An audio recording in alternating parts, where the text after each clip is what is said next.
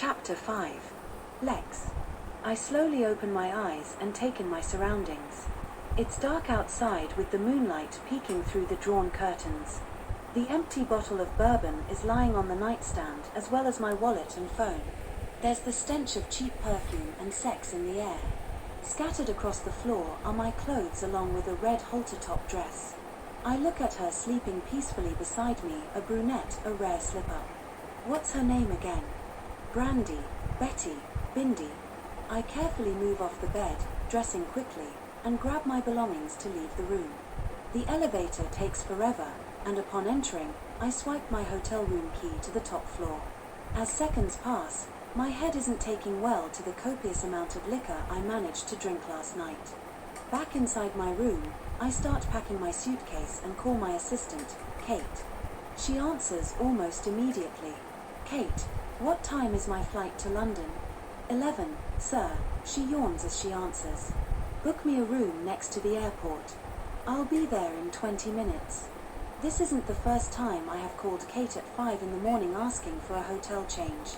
I just don't want the aftermath of trying to cut loose the hussy from last night. I arrive at the new hotel and shower before grabbing a quick bite to eat. I have plenty of time to spare, heading straight to the airport to wait in the business lounge until boarding. The flight is quiet, thank God, which gives me a chance to catch up on work for the first few hours. When my eyes begin to grow weary, I shut the lid of my laptop and close them, remembering how last night began. Excuse me, sir, you left your credit card at the bar. I looked up, and before me was a gorgeous woman wearing a red halter dress, black pumps, her long brown hair flowing down her back. Of course, she noticed when I eyed her from head to toe. Not bad, I thought to myself. It's been a while since I got some pussy. Thank you. I searched her face, waiting for an answer. Brandy, she said, batting her eyelashes. We sat at a table and started talking. She told me she was a flight attendant from Alaska and continued to talk, but all I could think about was the hair, the long, brown hair that flowed down her back. I ached to touch it, remembering how it felt running my fingers through it. Fuck no, don't reminisce. Brandy smelled fantastic like sex. Probably wasn't wearing anything underneath. Such a dirty little whore. So, tell me, Lex, what do you do? I broke out of my thoughts and quickly answered her question. This woman was really starting to bore me. I offered her another drink, which she gladly accepted before inviting me to her room. I don't remember much, only that she was loud and wanted me to pull her hair harder. She enjoyed being dominated, playing the innocent woman begging to be fucked. I don't do brunettes, but last night, I let my guard down. I fucked her twice before collapsing on the bed and passing out. Lately, the tension has mounted. Many things are weighing on my mind, and blowing off steam usually does the trick, but as I sit here listening to the pilot announce our descent, I'm not any more relieved of the stress. The plane arrives in London on time. As usual, my driver is waiting for me at the gate. I decide to go straight to the office, knowing I have a busy day ahead of me. It doesn't come as a surprise when we drive out of Heathrow to see that the skies are grey, the clouds forming in a cluster. It's summer, and you'd think that after 5 years of living in London, I'd be used to this, but I still miss the constant sunshine back home. Our office is on the top floor and has a fantastic view of the River Thames. I'm proud of what I built from nothing. Years of pushing myself to build my empire, dedicating my life to my work, and goddamn, it's paid off. I know what my net worth is, and so does everyone else after the Times article was published. When it comes to business, I regret nothing. I've made hard and fast decisions, took risks, and never let anyone influence me any other way. I know becoming a doctor was my father's dream, not mine. That's not to say I don't respect him. I've never met a man as driven as my father. His dedication and compassion astound me.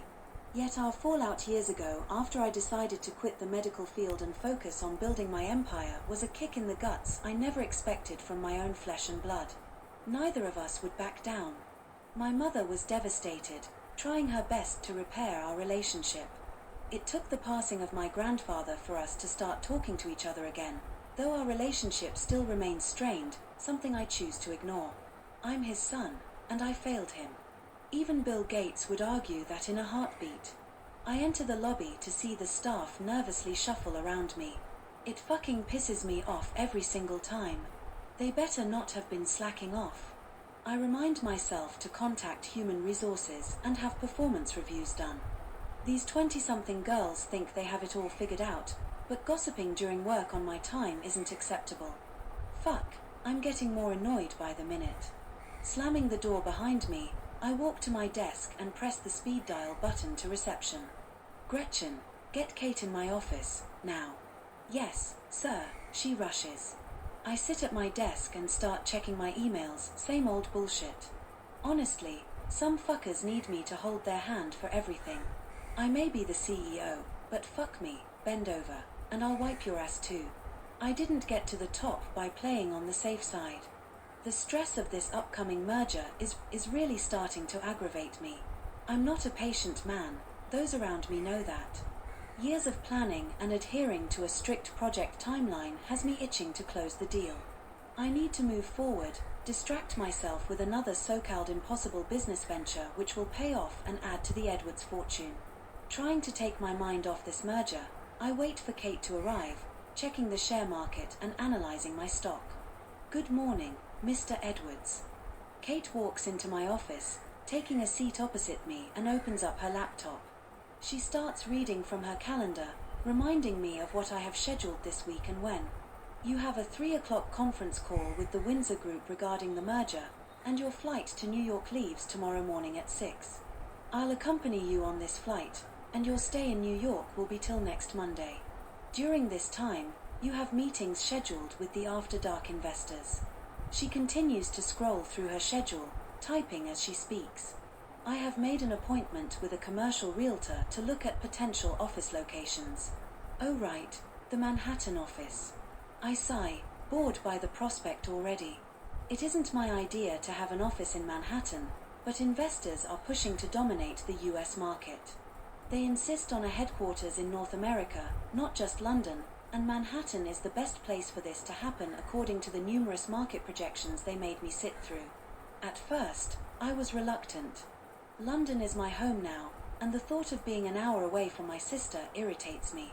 I love her, as you would of family, but she's just Adriana. Personal bullshit aside, it makes complete sense and is the right move. Just a lot of work and not the type of work which stimulates me. Your sister called to remind you that since you'll be in the city next week, you have to attend that charity event. Exactly why I loathe visiting.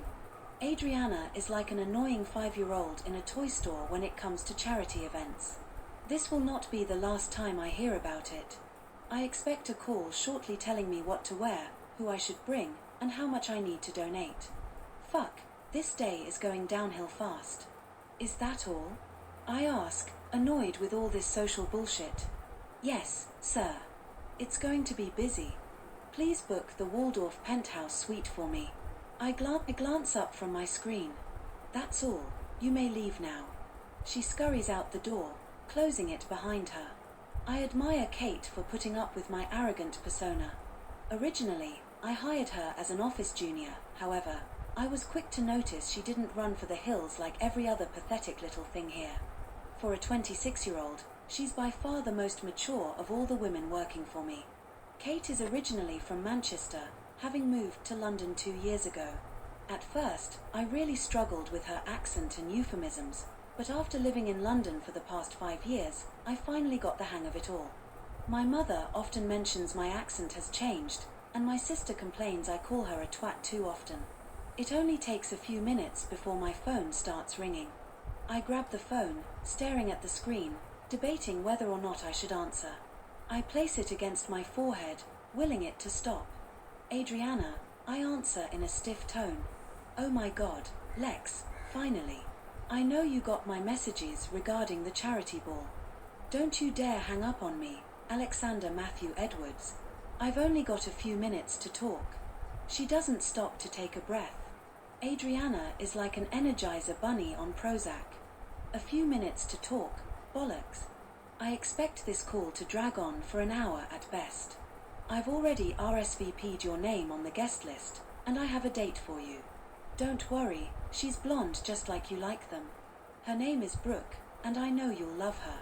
I can hear the trace of sarcasm in her tone. So, I've ordered you a tux. I'll meet you wherever you're staying to drop it off. Oh, and the donation, we need to discuss that.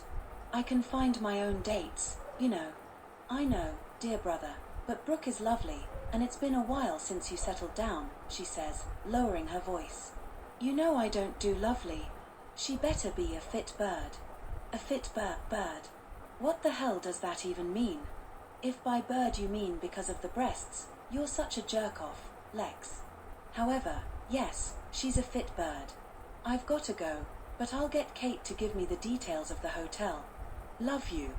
Our flight to New York is scheduled to leave at 6. It's the standard 7-hour flight, and thank God for first class. Never would I ever fly cattle class. I meet Kate at the gate area. She's dressed casually compared to her normal corporate attire, tight jeans, tan-colored knee-high boots, and a white button-up shirt. With her blonde hair tied into a bun and bright blue eyes staring back at me, I'll admit she's very attractive. Not that I'd ever go there. Golden rule number 1, never shit on your own doorstep. Good morning, Mr. Edwards. She half smiles. Good morning, Kate. Are you ready to board? She nods. We grab our bags, making our way to the priority line to board the plane first. I adjust myself in my seat and grab the New York Times to read.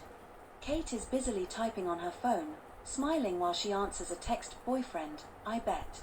Women are so easy to read. Trying my best to ignore her, I busy myself by reading an article on tax evasion in the US. The flight takes off at exactly 6. After we are at altitude, the seatbelt signs go off, prompting the stewardess to start serving drinks. Good morning, sir. Would you like anything to drink? She licks her lips as she waits for my response. A redhead. Interesting. Bourbon and Coke, please. It's been a while since I joined the Mile High Club. I might need directions to the restroom later, miss. I searched for her name tag. Miss Horn. And for your girlfriend? She asks. Kate bursts out laughing, rudely. I stare at her, waiting for her to stop. Why is that so funny? I'm a fucking catch. I know I'm handsome.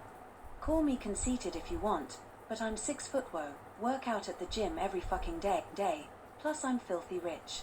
Women throw themselves at me daily. I'm sorry. She laughs, wiping a tear from her eye. Just a gin and tonic, please. Gritting my teeth, I pry, why is that so funny? It's just that, well, Mr. Edwards, you aren't the relationship type. Far from it. She stops laughing, her eyebrows drawing together with a worried look. I guess you're right, I don't do girlfriends or relationships, I admit, knowing exactly why I despise commitment. Thank God, the bourbon is filled to the brim. Drinking it all in one go, my wandering mind, which has attempted to take a trip down memory lane, is immediately squashed. I press the call button, needing a top-off immediately. And you? I'm guessing you do. Hence, why your eyes light up every time your phone goes off. Sorry, Mr. Edwards. That's my boyfriend, Jeff. He's in Australia visiting his parents, and the time difference is driving us crazy. We speak more about how long they have been together and how they met. Kate is an interesting woman to speak to, always with an anecdote and holds your attention rather easily.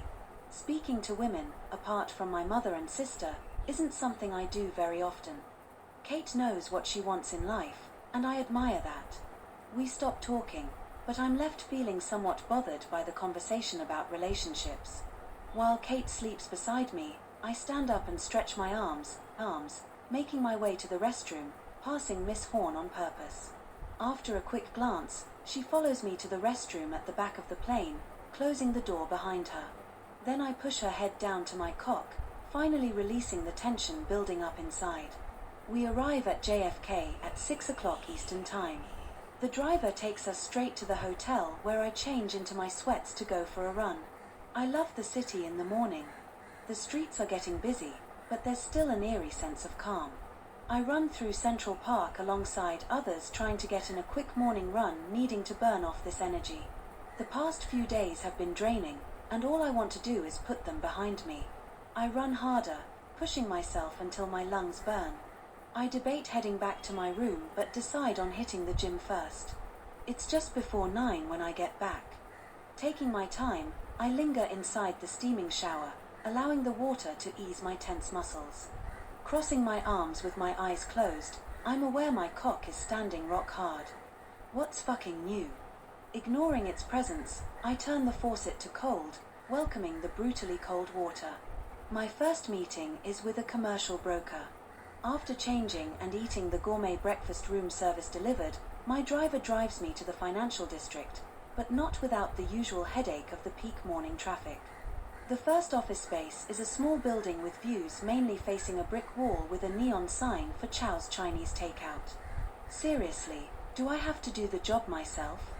Frustrated with my time being wasted, I glance at my watch to check the time. Mrs. Hamden, I'm not sure what my assistant has told you, but the Lext Group does not have offices facing brick walls. Do I need to find another broker? Looking flustered and embarrassed, she pulls out her portfolio. What the fuck is this woman thinking? This is what happens when some geriatric has-been is still working when they should be retired and living in Boca. Pulling out my phone, I'm ready to blast the person who recommended her to me. Mr. Edwards, I apologize for the communication error. I do have one that I think will be more suited to your business. The other building is 2 blocks over. The building is tall with modern architecture which stands out amongst the other generic buildings. Inside, my eyes scan the floor space. It's fully furnished, the reception area formal with black leather sofas and a large marble desk. I follow her around the floor before walking through the double doors to what would be my office. The view is amazing, the East River with the Brooklyn Bridge on the far left. I call Kate right away, knowing office spaces like this in Manhattan are hard to come by. Kate, please have the lawyers draw up the contracts for this new office, I command, rushing through this conversation. Human Resources can start recruiting for the jobs we discussed last week. I'll forward you a list of everything else I want taken care of by Monday morning. I leave the building, finally relieved we have found a space that represents the Lext brand. It's lunchtime now, and the streets are busy. People around me are piling into restaurants, others darting in and out of boutiques. I find the restaurant where my sister and mother are meeting me for a quick lunch. At least that's what I anticipate, but, of course, women can talk for days without taking a breath. Seriously, do they ever shut the fuck up? My mother is the first to greet me, reaching up to place a kiss on my cheek, then rubbing her fingers across it to wipe off the lipstick she left behind. Here's my boy. Why haven't you returned my calls, Lex? I know you're busy, but not hearing from you weeks on end worries me. Come on, Mom. You know what it's like. No, I don't, Lex. I understand you're busy running an empire and all, but a quick call, text, or even an email wouldn't kill you. Better yet, send me a friend request. Thank God, for once my sister's timing is perfect. Practically running over to the table, she kisses my mother, then whacks the back of my head. What the fuck, Adriana? Oh, hello, big brother of mine. She laughs while taking a seat. Adriana is 7 years younger. My parents would often tell me that when I was 6, I begged Santa to bring me a brother or sister. Unfortunately, Santa delivered a year later. Some say she looks like me. I can't see the resemblance apart from our eyes. She has light brown hair like mine, but today she's blonde. I can't keep up with her ever-changing hairstyles. Typical woman, of course. So, Elijah and I have set a date. It's February 14th the day we officially started dating. Oh, honey, I'm so happy for you. Aren't you, Lex? I look over at my mother, her face willing me to say something pleasant. What possible thing can I say about a fucking Valentine's Day wedding? The holiday itself is a load of shit. Like we need a day to show someone we love them with candy hearts and giant bears which serve absolutely no purpose, and don't get me started on weddings. Sounds bloody ace. Bloody ace. Is that all you have to say? Adriana asks, frustrated with my British slang. What would you like me to say? Tying yourself to someone will guarantee you a lifetime of happiness. Weddings are magical. You're such a jerk. So I've been told. At this point, my mother places her hand over Adriana's, trying to calm her down. I order a drink while I wait for them to change the subject, then take my phone out of my pocket and scroll through my emails until my mother scolds me for my behavior. Again. Alexander, this isn't the man I raised you to be, nor the man I know and love. I know you have a tarnished view of marriage, but that doesn't excuse your rude behavior toward your sister. Here we go again. I grab some cash out of my pocket and throw it on the table. Standing, I walk away without a goodbye, knowing I haven't acted the way I should have, but I don't give a fuck anymore. People can get married as long as I'm not involved in any way, shape, or form. The word marriage itself hits a nerve with me. It ruins everything. It ruins people. Back at my hotel, I bury myself in work until the night falls. This is what my life has become, working round the clock, not knowing when the day begins or the night sets in. I travel all over the world for business, not once taking a vacation. I isolate myself, losing contact with old friends. Relationships aren't for me. I fuck when I need to let off steam, and that's that. When a rare opportunity for peace presents itself, I sit with a bourbon in my hand. Those are the moments I dread the most. They bring my failures to the surface and allow me to think of the past. I'm not that Alexander anymore. He was buried the day I left Carmel. I'm Lex Edwards, CEO of the Lex Group. I control everything in my life and thrive on the power I hold. No one tells me what to do. I live my life exactly how I want. Everything in my life makes sense now. Everything is perfect. Except for one minor thing, I'm fucking miserable.